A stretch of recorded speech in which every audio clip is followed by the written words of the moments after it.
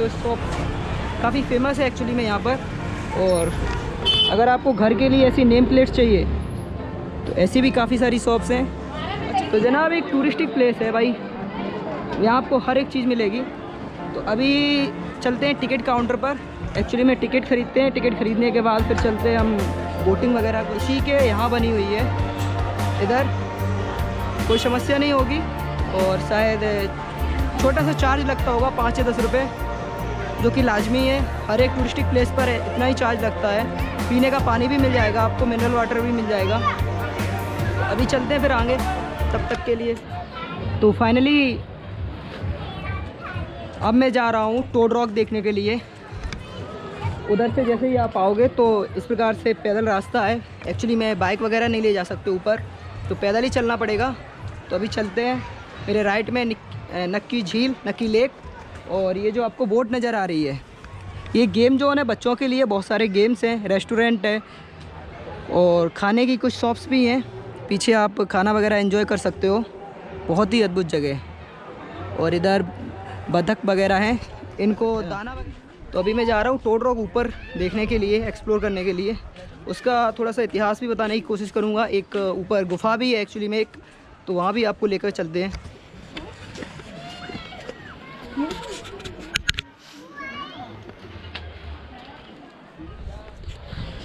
Break ले लेके चलना पड़ेगा। तो जनाब कुछ इस प्रकार की सीढ़ियाँ हैं ऊपर जाने के लिए। और ये जो रास्ता नीचे से इधर चला गया, वो आइला माउंट टाबू जो गार्डन था उसके लिए चला गया। ऊपर टोड रॉक और केव, जो स्वामी विवेकानंद केव है, तपस्या स्थल है, उसके लिए इस प्रकार की सीढ़ियों के जरिए आपको ऊपर जाना पड़ेगा। तो काम एक कहीं ना कहीं मेहनत वाला है। ऊपर चढ़ के आपको दिखाता हूँ। रॉक ऊपर पहाड़ पर, और पहाड़ पर ऊंचाई है तकरीबन 200-250 सीढ़ियाँ तो आराम से होंगी भाई। तो अभी चढ़ ही रहे थे, मगर एक रास्ता आ गया बहुत ख़तरनाक।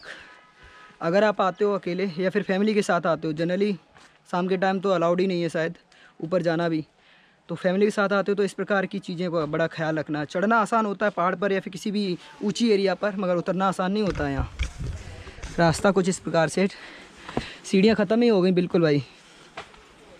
तो खास करके अगर आप फैमिली के साथ आ रहे हो तो बच्चों का बड़ा ख्याल रखना है।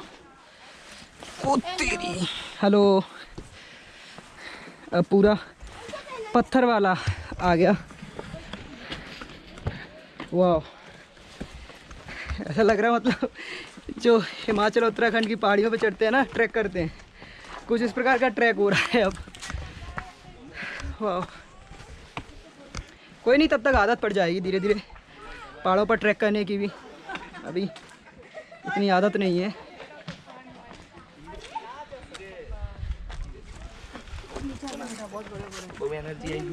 एक्चुअली में क्या होता है कि हम चढ़ तो आसानी से जाते हैं, मगर उतरने में कहीं ना कहीं दिक्कत होती है, क्योंकि जब सीढ़ियाँ मिसिंग हो तो दिक्कत होना लाजमी है भाई। तो ऊंचाई दिखाते हैं, कितनी ऊंचाई पर मैं आ गया।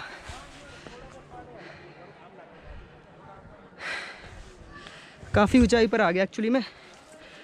अभी चलते हैं ऊपर, वो कहीं नीचे बोटिंग होती हुई नक्की झील।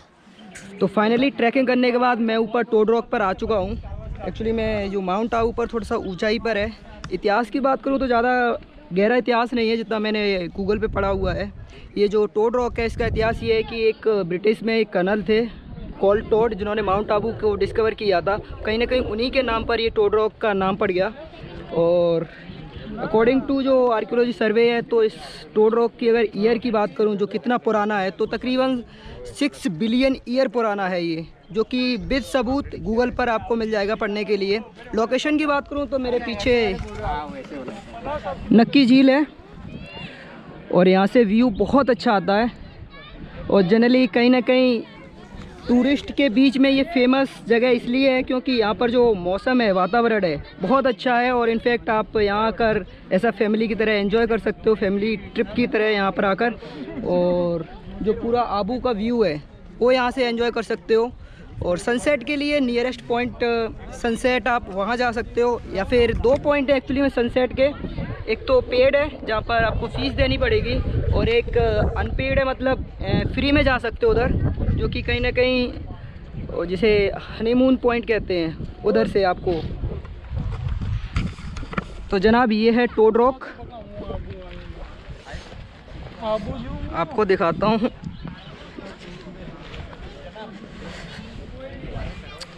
अगर माउंट आबू आते हो तो भाई टोड रॉक अवश्य आइए।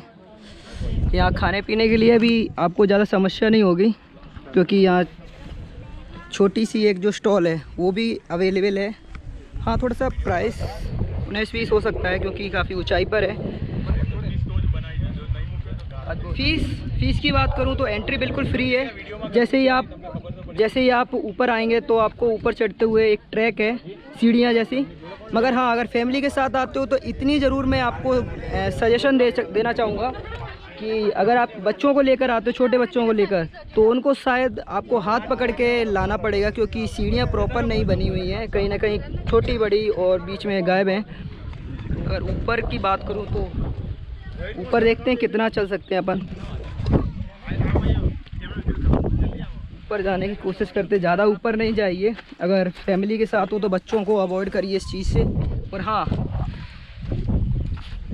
ज़्यादा ऊपर जाने से खतरा भी हो सकता है। इनफैक्ट यहाँ अगर ऊपर आते हो तो बिल्कुल चिल मारने मत आ जाना, थोड़े कपड़े वगैरह ज़रूर पहन के आना, तो ताकि जो सर्दी है वो ज़्यादा आपको ना लगे, क्योंकि हवाएं यहाँ पर जो चलती हैं बहुत ठंडी चलती हैं। रात को टेम्परेचर बहुत डाउन हो जाता है एक्चुअली में, और दिन में धूप तो आपको मिलेगी नॉर्मली।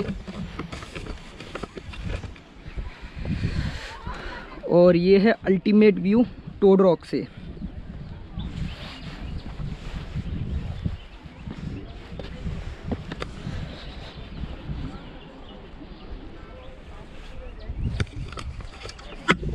भाई ऐसी जगह आ चुका हूँ मैं, क्या ही बताऊँ।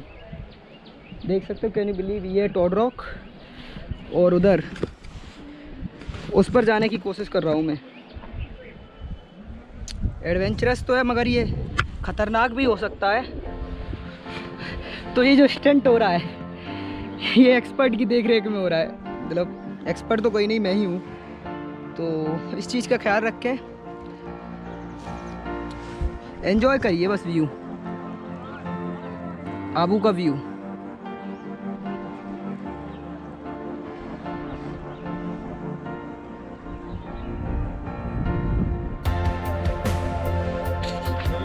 तो फाइनली टोड रॉक से नीचे उतर रहा हूँ, और ऊपर जाके कहीं ना कहीं मज़ा आया। एक्चुअली मैं 1-1.5 घंटा मैं बैठा था वहाँ पर। अब नीचे जा रहा हूँ। नीचे जो एक केव है जहाँ पर संत विवेकानंद ने बैठकर तपस्या वगैरह की थी, वो आपको केव दिखाते हैं। तो ये है नीचे उतरने का रास्ता, जो कि कहीं ना कहीं एडवेंचरस ही है। आप सीढ़ियाँ देख सकते हो कितनी नीची नीची हैं और गहरी हैं।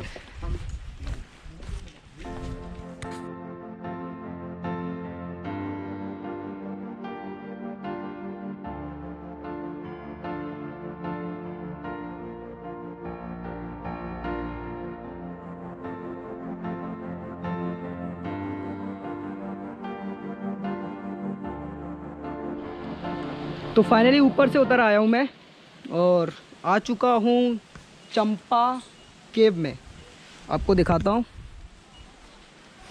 इस साइड है चंपा केव, और ऑफिशियली यहाँ पर लिखा गया है कि Swami Vivekananda meditated for some weeks in this cave from April 1891। जी हाँ, मैं उसी जगह आ गया हूँ जहाँ पर स्वामी विवेकानंद ने 1891 में अपने एक समिट में, विश्व सम्मेलन में, शांति समिट कोई था एक, वहाँ जाने से पहले यहाँ पर काफ़ी दिन तक तपस्या की थी, ध्यान लगाया था एक्चुअली में। और कहीं ना कहीं अगर बात करूँ माउंट आबू अपने आप में एक स्पिरिचुअल प्लेस है ही, ऑब्वियसली टूरिस्टिक प्लेस तो है ही, मगर यहाँ पर आपको बहुत सारे जो हैं स्पिरिचुअल प्लेसेस भी मिलेंगे। आपको बहुत सारे पुराने पुराने मंदिर भी मिलेंगे। उनमें से जो दिलवारा टेम्पल है वो अमंग वन है। और जितने भी राजनेता हैं, बड़े बड़े राजनेता हैं, वो कहीं ना कहीं माउंट आबू से कोई ना कोई तो उनका कनेक्शन होता है। जनरली विज़िट करते ही हैं वो, और यहाँ पर कुछ दिन अवश्य ठहरते हैं, ध्यान वगैरह लगाते हैं। एग्जैक्टली वो मुझे नहीं पता किस्सा, लेकिन हाँ लोकल कहते हैं यहाँ पर। तो आइए आपको वो केव दिखाते हैं जहाँ पर स्वामी विवेकानंद ने सन 1891 में यहाँ पर काफ़ी दिन बैठकर ध्यान लगाया था या फिर तपस्या की थी। अभी जैसे ही आप चढ़ेंगे, ये रास्ता पूरा जाता है टोड रॉक के लिए ऊपर। रास्ते में ही आपको ये मिलेगा। जैसे ही आप चढ़ेंगे तो यहाँ पर एक मंदिर है, हनुमान जी का मंदिर। हनुमान जी का मंदिर में आप दर्शन करिए। दर्शन करने के बाद जैसे ही आप थोड़ा सा पीछे चलेंगे तो इधर शायद एक गणेश जी का मंदिर भी है। पीछे गणेश जी की एक मूर्ति लगाई गई है। और जो केव देख सकते हैं आप, बनावट वो कहीं ना कहीं स्पिरिचुअल और नेचुरल लगती है।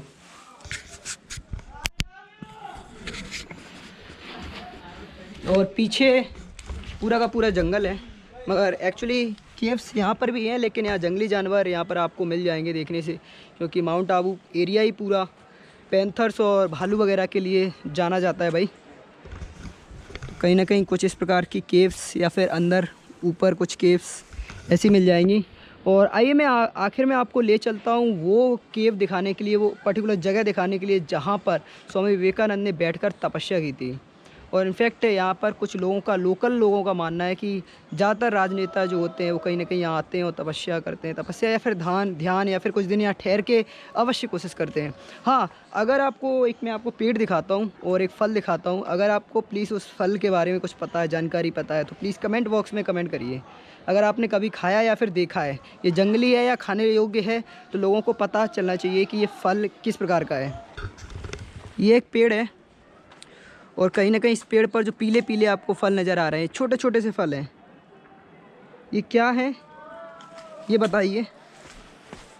अगर फल की बात करूं तो एक छोटा सा मैं फल उठा के देखता हूं, तोड़ के देखता हूं। एक्चुअली में है ये काफ़ी ऊंचाई पर, यूनिक लगा और दिखा तो मैंने आपको शेयर कर दिया।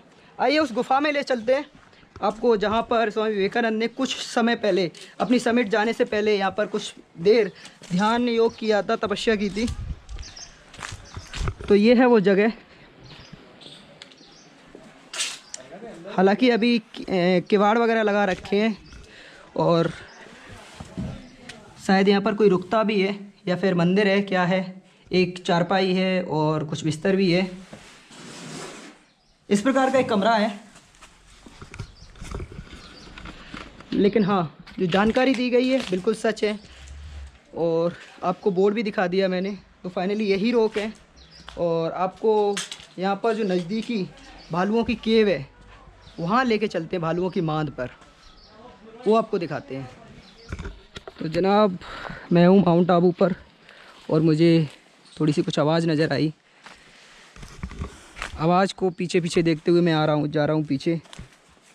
ये आपको जो केव्स नज़र आ रही हैं ऊपर, और इधर अंदर भी एक बहुत गहरी केव है। एक्चुअली में यहाँ पर कहीं ना कहीं कोई भी जंगली जानवर हो सकता है, या फिर पैंथर या फिर भालू वगैरह। तो मैंने कोशिश की है कि चलो थोड़ा सा दिखाते हैं आपको। और एक और मेरे को एक चीज़ यहाँ पर दिखी, वो आपको दिखाता हूँ।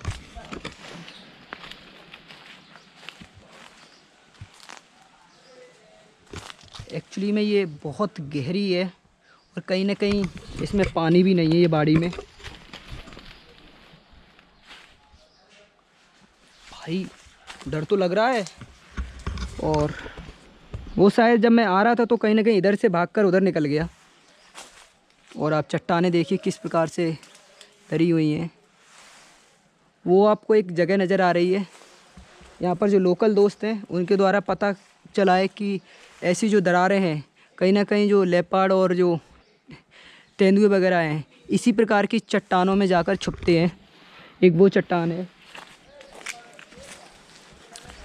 और एक इधर चट्टान है। अगर आपको ये जो दरार नज़र आ रही है, पर्याप्त जगह है बैठने के लिए। और हाँ, अगर जंगल से आप जाते हैं ऊपर की तरफ तो थोड़ा सा केयरफुल रहिए, क्योंकि इनफैक्ट फॉरेस्ट डिपार्टमेंट ने भी कह रखा है कि ये वाइल्ड लाइफ सेंचुरी है। यहाँ पर जंगली जानवर या फिर ये संरक्षित जगह है, जंगली जानवर आपको ईज़िली मिल जाएंगे। तो इनसे थोड़ा सा कोऑपरेटेड रहिए, बचाव रखिए। और हाँ, अगर आपके साथ छोटे बच्चे हैं तो फिर थोड़ा सा देख के। तो फाइनली टोड रॉक से नीचे तो मैं आ गया, मगर एक चीज़ आपसे शेयर करनी थी। मैं जब ऊपर गया तो एक्चुअली टोड रॉक पर नहीं, पूरे माउंट आबू पे मैंने कवर किया। एक्चुअली में ये समस्या हर जगह है, जहाँ भी टूरिस्ट जाते हैं ये समस्या उसके लिए है। एक बात कहना चाहता हूँ, मतलब जो कहीं ना कहीं मुझे समझ में आती है या फिर दिल में लग रही है कि यार हम पिकनिक के तौर पर कहीं भी फैमिली के साथ चले तो जाते हैं, अपने कपल्स के साथ चले जाते हैं, अकेले चले जाते हैं, पिकनिक वगैरह मनाते हैं, कोई दिक्कत नहीं, मनाइए, कोई मना नहीं कर रहा भाई। मगर एक चीज़ है जो कहीं ना कहीं हमें, हमारी ये भी जिम्मेदारी है कि ये जो हम कचरा फैलाते हैं, जो भी कुछ खाने पीने के लिए ले जाते हैं, वो कहीं ना कहीं आप अपना साथ लेकर आइए घर पे, और फिर वो कहीं ना कहीं आप जो वहाँ पर डिकम्पोज वाली जगह है, जहाँ पर डंप वाली जगह है, वहाँ डाल दीजिए। काफ़ी सारा कचरा एक्चुअली मेरे को मिला था, तो उस चीज़ का ख्याल रखिए प्लीज़। और अभी हम जा रहे हैं नीचे। एक्चुअली मैं माउंट आबू पूरा एक्सप्लोर कर लिया है मैंने, और कुछ एक और जगह है वो आपको दिखाते हैं अभी चल के। तो फाइनली मैं पहुंच चुका हूं जो नक्की लेक के पास ही में चढ़ाई चढ़ के चलना पड़ता है। हनीमून पॉइंट से भी पास में ही एक सनसेट व्यू है, वहां आ गया हूं मैं। आपको सनसेट व्यू एंजॉय करवाता हूं। आपको पैदल चलना पड़ेगा, हालांकि बाइक वगैरह भी आप ला सकते हो एक्चुअली में, लेकिन क्या है कि यहाँ तक नहीं आएगी। तो आपको चलते हैं फिर, एंजॉय करवाते हैं सनसेट। अभी सन है एक्चुअली में, सेट नहीं हुआ है, तो जब सनसेट होगा वो भी करवाते हैं, आपको व्यू दिखाते हैं यहाँ से।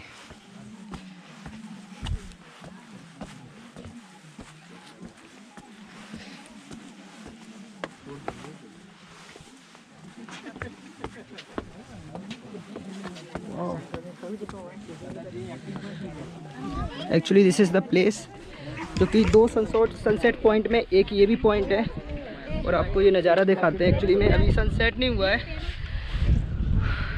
वाह,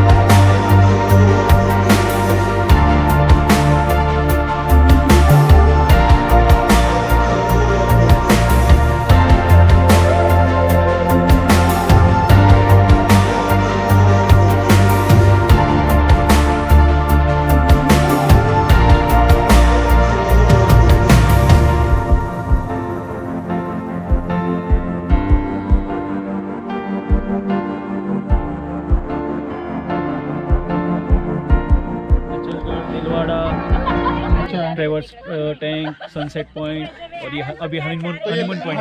अभी हम हनीमून पॉइंट पे हैं, इसको हनीमून का भी हो सनसेट गया पॉइंट बोलते हैं। तो लास्ट पॉइंट सर आपका भी यही है? हाँ जी, हमारा भी माउंट आबू में लास्ट पॉइंट यही है। और एक हमारे साथ एक इत्तेफाक हो रहा है यहाँ पर, जहाँ जहाँ सर जा रहे हैं, फैमिली जा रही है, वहाँ इत्तेफाक से हम भी पहुँच जाते हैं। हम कहीं और जा रहे थे, किसी और व्यू पॉइंट पे जा रहे थे, पर हमने सोचा हम इधर जाते हैं, तो सर हमें इधर भी मिल गए। तो सर कितनी बार हम मिल गए? 3 से 4 बार। 3 से 4 बार इतने बड़े माउंट आबू में हम कहीं ना कहीं टकरा जाते हैं एक दूसरे को। बड़ा मतलब अच्छा लगा, इत्तेफाक है, बहुत अच्छा लगा मुझे, बहुत अच्छी नाइस फैमिली है। तो ठीक है sir, thank you so much, आपसे मिलकर बहुत अच्छा लगा। और इनफैक्ट एक बात शेयर करना चाहता हूँ, जब मैं ट्रेवर टैंक में था तो भाई ने मेरी थंबनेल के लिए क्लिक्स खींची थी, और भाई को कहीं ना कहीं फ़ोटोग्राफी का भी शौक है ना। ये अपनी फैमिली में फ़ोटोग्राफर है, और ये पोज वगैरह हर एक पोज जानता है ना। वो चीज़ मेरे को कहीं ना कहीं लगी, और भाई उसे ट्राई करना अवश्य। इनफैक्ट आप प्रोफेशनल भी बन सकते हो। तो चलिए फिर चलते हैं अपन। तो फाइनली ये था माउंट आबू। सनसेट आपने एंजॉय कर ही लिया है, और आज शायद मेरा आखिरी दिन है माउंट आबू पर। कल मैं निकल जाऊंगा बाड़मेर एरिया में। पूरा राजस्थान ये ट्रिप कवर कर रहा हूं, तो माउंट आबू मुझे 2 दिन एक्चुअली में इसलिए लग गए। इनफैक्ट अभी भी माउंट आबू में बहुत सारी चीज़ें हैं देखने के लिए, तो 2 दिन में आप शायद ये नहीं कवर कर पाओगे। मुझे एक्चुअली व्लॉग भी शूट करने होते हैं, और यहाँ से आप नज़ारा देखिए। एक्चुअली में वो दिखाता हूँ मैं आपको, ये नक्की लेक, नज़ारे अद्भुत भाई। और ये है फाउंटेन, म्यूजिकल नहीं कह सकते एक्चुअली में,